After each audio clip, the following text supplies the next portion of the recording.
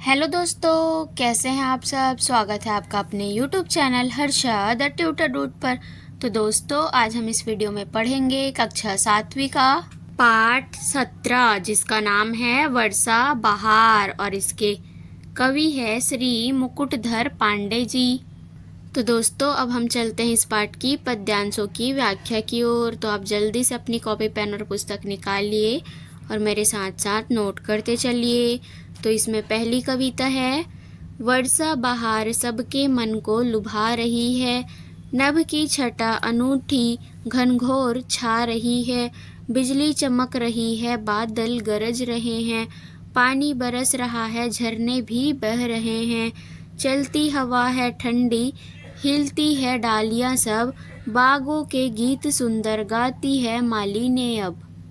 तो इसका संदर्भ आएगा, प्रस्तुत पद्यांश छत्तीसगढ़ के युग प्रवर्तक कवि श्री मुकुटधर पांडे रचित वर्षा बहार नामक पाठ से लिया गया है। और इसका प्रसंग आएगा, उक्त पद में वर्षा ऋतु का सजीव चित्रण किया है। इसकी व्याख्या है, कवि कहते हैं कि वर्षा ऋतु सबके मन को मोहित कर रही है। आसमान का दृश्य मनोहर है, काली घटाएं छा गई है, बिजलियां चमक रही है, बादल गरज रहे हैं, पानी बरस रहा है, वर्षा हो रही है, झरने भी मस्ती में झर रहे हैं, ठंडी हवाओं से वृक्ष की डालियां हिल रही है, बागों में माली ने सुमधुर गीत गा रही है। दूसरी कविता है, तालों में जीव जलचर अति है प्रसन्न होते, फिरते लाखों पपीहे है ग्रीष्म ताप खोते, करते हैं नृत्य वन में देखो ये मोर सारे, मेढक लुभा रहे हैं गाकर सुगीत प्यारे, खिलता गुलाब कैसा सौरभ उड़ा रहा है, बागों में खूब सुख से आमोद छा रहा है।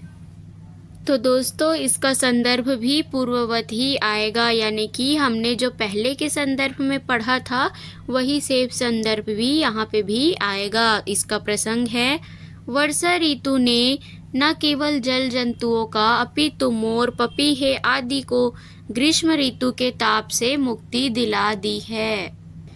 इसकी व्याख्या है, वर्षा ऋतु के आगमन से जल में रहने वाले सभी जीव आनंदित हो रहे हैं। देखो, पपीहे की भांति तपन ताप प्यास बुझ गई, जंगल में मोर नाच रहे हैं, मेढक की टर टर सुमधुर गीत के समान लग रहे हैं, गुलाब के फूल खिल गए हैं और उसकी सुगंध सर्वत्र फैल रही है, बगीचों में चारों ओर सुख और प्रसन्नता छा गई है। तीसरी पंक्ति है, चलते कतार बांधे देखो ये हंस सुंदर, गाते हैं गीत कैसे लेते किसान मनहर, इस भांति है अनोखी वर्षा बहार भू पर, सारे जगत की शोभा निर्भर है इसके ऊपर। तो दोस्तों, इसका संदर्भ भी पूर्ववत ही आएगा, यानी कि पहले के संदर्भ के जैसा ही इसका भी संदर्भ आएगा।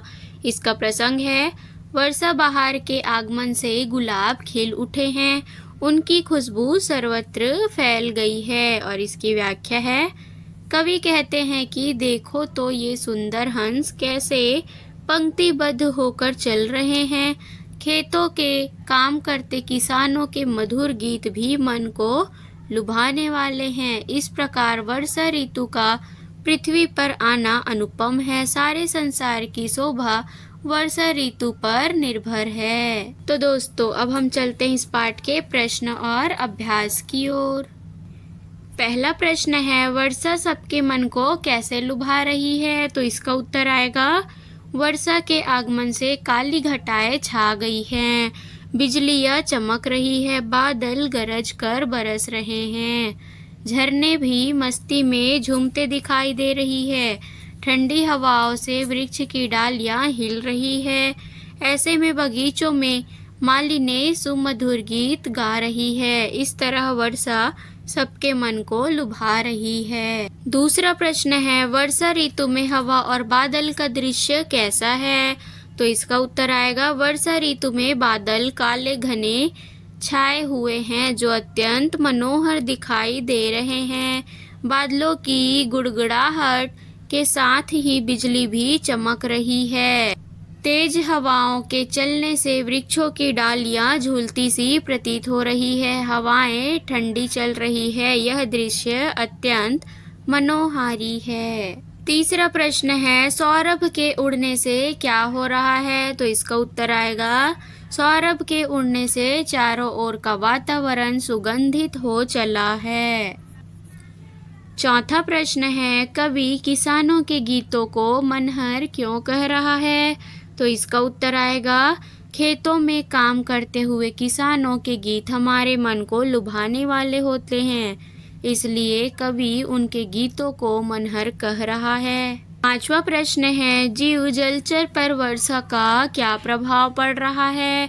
तो इसका उत्तर आएगा, वर्षा के आगमन से जीव व जलचर सभी आनंदित हो रहे हैं। ऐसा लग रहा है मानो चारों ओर सुख और प्रसन्नता छा गई है। छठवां प्रश्न है, पपीहे द्वारा ग्रीष्म ताप खोने का अर्थ क्या है? तो इसका उत्तर आएगा, पपीहे ग्रीष्म के ताप से व्याकुल थे। वर्षा ऋतु के आगमन से वे भी प्रसन्न हैं और वे अपनी तपन प्यास बुझा रहे हैं। सातवां प्रश्न है, सारे जगत की शोभा निर्भर है इसके ऊपर, कहने से कवि का क्या आशय है? तो इसका उत्तर आएगा, वर्षा ऋतु के आगमन से चारों ओर प्रकृति में एक विलक्षण परिवर्तन दिखाई देता है। कवि इस परिवर्तन को महसूस करता है और प्रकृति, जीव व संसार में हो रहे इस परिवर्तन से मंत्रमुग्ध हो कह उठता है कि संसार के सारे सौंदर्य वर्षा ऋतु पर ही निर्भर है। तो दोस्तों, अब हम चलते हैं भाषा से की ओर। इसमें आपका पहला प्रश्न है, पर्यायवाची शब्द लिखो। हमें कुछ शब्द दिए हुए हैं, हमें इनके पर्यायवाची शब्द लिखने हैं। पहला है आकाश, तो इसका पर्यायवाची शब्द आएगा नभ, गगन। पानी, नीर, जल। बादल, मेघ, जलधर। मेघ, वारिद, नीरद। हवा, वायु, पवन या समीर। नभ, आसमान, व्योम। तोय, पानी, जल। गगन, व्योम या अंबर। नीर, पानी, तोय, जल। जलद, बादल या मेघ। पवन, हवा या समीर। दूसरा प्रश्न है, विलोम शब्द लिखिए। तो हमें कुछ शब्द दिए हुए हैं, हमें इनके विलोम शब्द लिखने हैं। ठंडी का विलोम शब्द आएगा गर्मी। सुख का दुख। सुंदर का कुरूप और प्रसन्न का अप्रसन्न। तीसरा प्रश्न है, निम्नलिखित उपसर्ग से नए शब्द बनाइए। जैसे कि अ दिया हुआ है, तो उपसर्ग यानी हमें इसके सामने वाले अक्षर में अ अक्षर होना चाहिए। तो अ का आएगा उपसर्ग अगम, अचल, अजय। उपसर्ग यानी दोस्तों हमें शब्द के पहले में अ चाहिए। जैसे यहाँ पे अनु लिखा हुआ है, तो इसके उपसर्ग में अनु लिखा होना चाहिए। तो अनु का आएगा अनुकरण, अनुसरण, अनुगमन। प्र का आएगा प्रबल, प्रहार, प्रताप। परि का आएगा परिचालक, परिवहन, परिगमन। चौथा प्रश्न है, तालों में जीव जलचर अति है प्रसन्न होते। इस पंक्ति में जीव जलचर को ध्यान से पढ़िए। इसमें ज शब्द की आवृत्ति हुई है, इसलिए यहाँ अनुप्रास अलंकार है। इस कविता से अनुप्रास अलंकार के दो दो उदाहरण लिखिए। तो हमें इस कविता से अनुप्रास अलंकार निकालने हैं और उनके दो उदाहरण लिख के दिखाने हैं। तो पहला है, बागों में गीत सुंदर गाती है मालिनी अब। दूसरा है, गाते हैं गीत कैसे लेते किसान मनहर। पांचवा प्रश्न है, अपनी पढ़ी हुई कविता से उपमा अलंकार का कोई उदाहरण चुनकर लिखिए। तो इसका उत्तर आएगा, काजल की रेख सी कतार है खजूर की। और दूसरा है, निर्मल तेरा नीर अमृत के सम उत्तम है। छठवां प्रश्न है, इस कविता में प्रयुक्त तत्सम और तद्भव शब्दों की सूची बनाइए। तो तत्सम शब्द है अनूठी, बादल, जलचर, ग्रीष्म ताप, सौरभ, आमोद, शोभा। तद्भव शब्द है गरज, बिजली, लाखों मोर, मेढक बांधे ऊपर। तो दोस्तों, इसी के साथ साथ हमारा पाठ यहाँ पे होता है कंप्लीट। आने वाले और नए वीडियो देखने के लिए चैनल को सब्सक्राइब कीजिए और अपने दोस्तों के साथ शेयर कीजिए। Thank you.